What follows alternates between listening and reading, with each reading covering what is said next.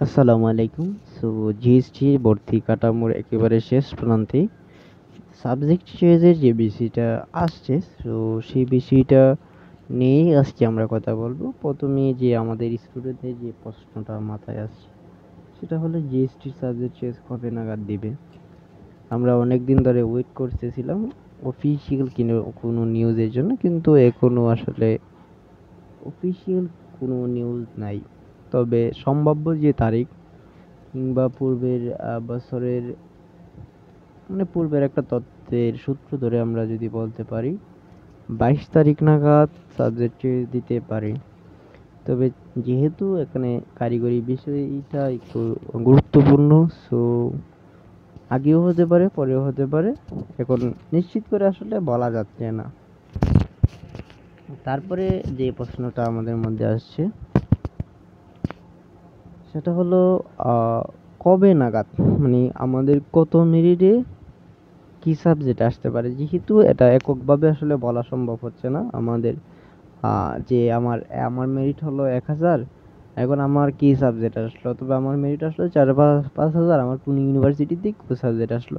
So এটা accurately আসলে বলা সম্ভব না, কারণটা হলো যে জিএসটিটা আবেদনের উপর ডিপেন্ড করে, আবেদন মেরিটের উপর ডিপেন্ড করে। এখন একটা ইউনিভার্সিটিতে আবেদন পড়লো একটা, এখন আপনার মেরিট হলো 15,000, আপনি যেহেতু আবেদন করলেন আচ্ছা সেহেতু আপনি পেতে পারেন। তবে যেহেতু আবেদনের এইরকম আসলে হয় না, যাই হোক, তারপর এটা উদাহরণ দেওয়ার ক্ষেত্রে বললাম আর কি।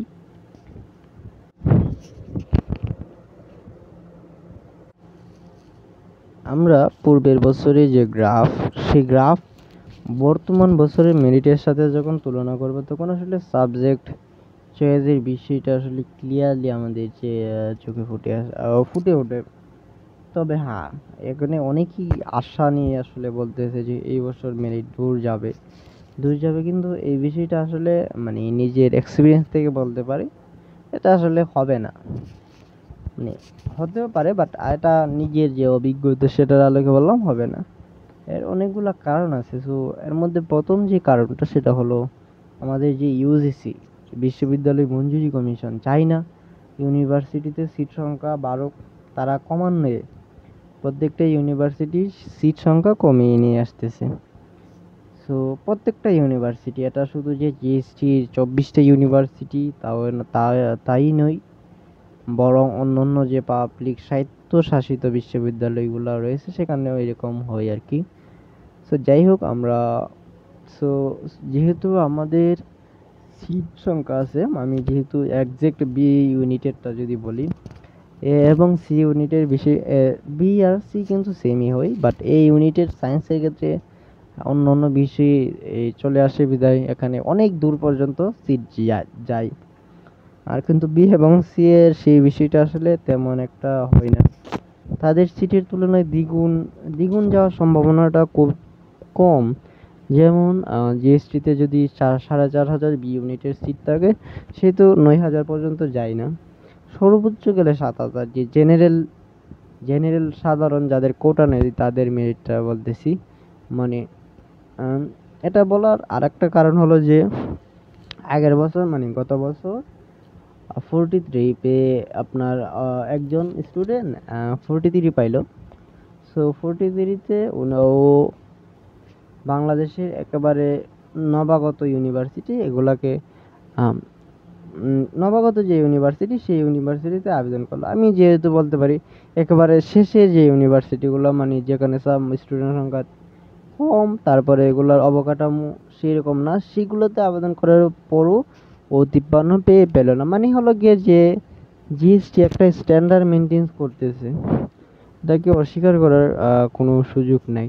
সো এই বছরও যেহেতু, আর ওর মেরিট মনে সম্ভাব্য, আমি এক্সাক্ট মেরিটটা বলতে পারি না, তবে ওর মেরিট 6,000+ এরকমই হবে। সো আমরা আশাই করতে পারি যাদের 6,000 কিংবা 7,000-এর উপরে মেরিট, তাদের প্রথম মেরিটে সাবজেক্ট আসার কথা নয়।